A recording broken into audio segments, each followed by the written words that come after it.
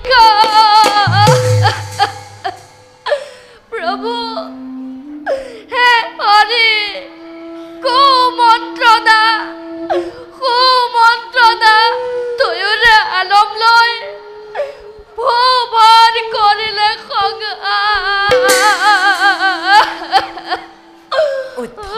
প্ৰভু নকৰা কন্দন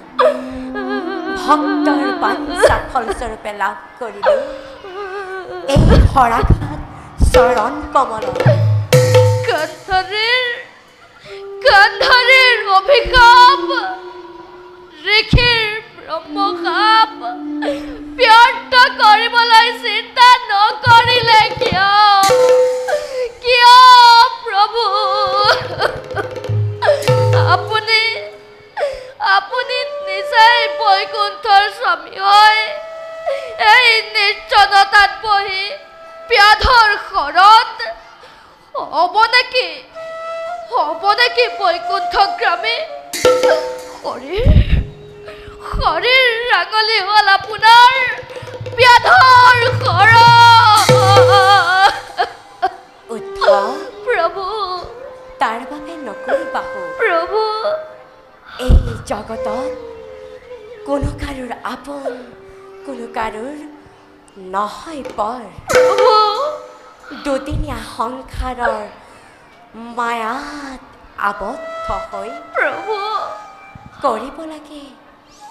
নিজ কৰ্তব্য প্ৰভু কৰ্তব্য শেষ হ'লে প্ৰাণ বায়ুৰ যায়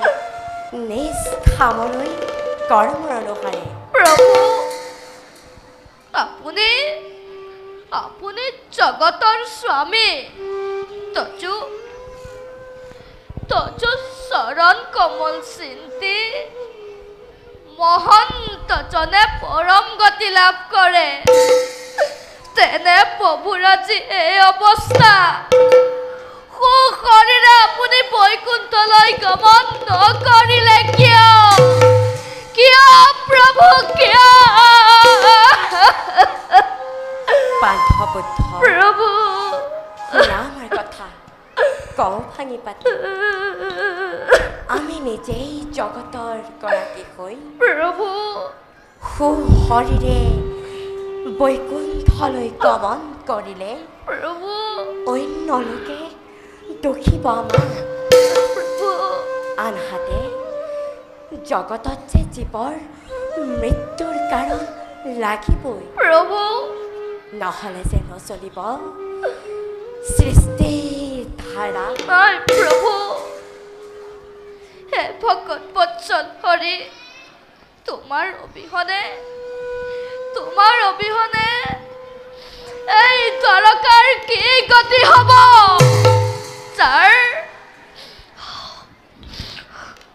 যাৰ প্ৰতিমাৰ চন্দ্ৰ যেন মুখৰ হাঁহিত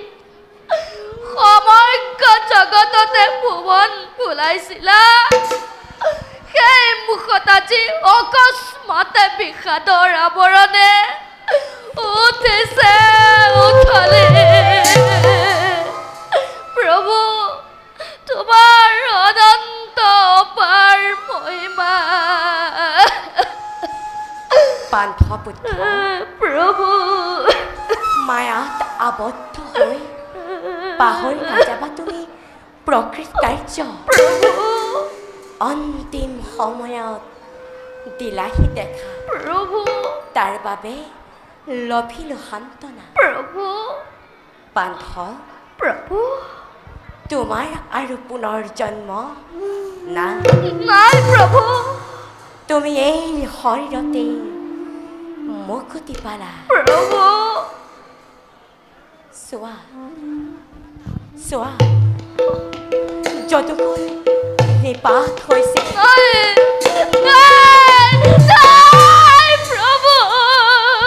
দাদা পলুৰামে সম্পৰিলে পাৰ্থিৱ শৰীৰ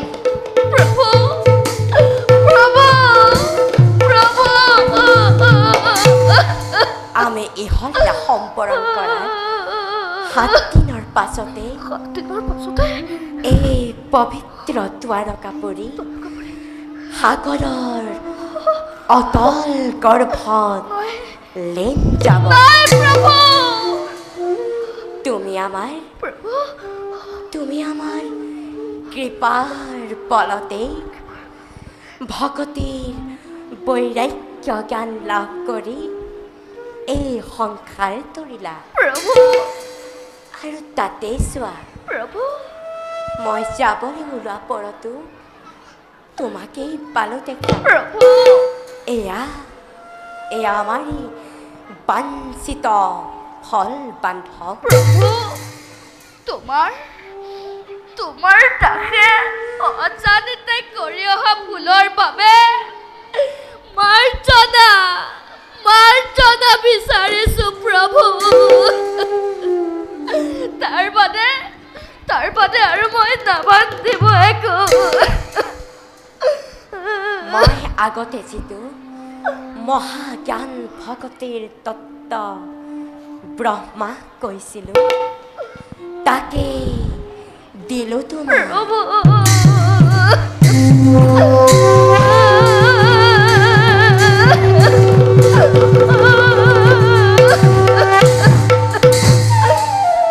পৰম তত্ত্বজ্ঞ দক্ষীজনেহে পায় প্ৰভু আমাৰ ইহেন বচন প্ৰভু কিনো কৃপা কৰিলা কৃপাময় তুমি পিতৃদেৱ সেয়ে আজি ভক্তৰ বাক্য শিৰে তুলি লৈ ব্যাধৰ ঘৰত হৈছা জৰ্জৰিত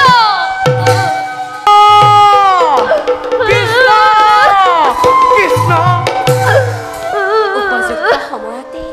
আহিলা তুমিও দেখিবৰ দয়াময় দয়াৰ আধাৰ আমাক এৰি যাবলৈ ওলালা যুগ বনে জানিব পাৰি লৰি আহিছো তোমাৰ সমীপে